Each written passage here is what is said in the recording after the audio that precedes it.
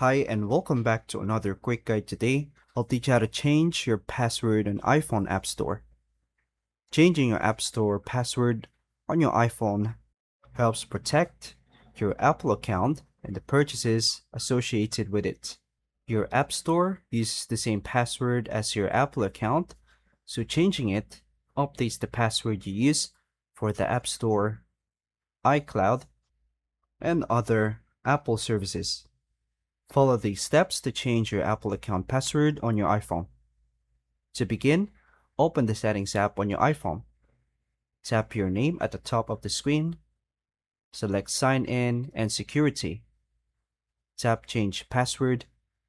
Enter your iPhone passcode if prompted. Type your current Apple account password if required.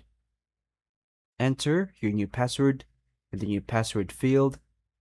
Re-enter the new password in the Verify field. Tap Change, Continue, or Change Password. Wait while your iPhone updates your Apple account password. Sign in again on any Apple devices that request the updated password. Open the App Store app to confirm your sign in with your updated Apple account. Download or update an app to verify that the new password works correctly.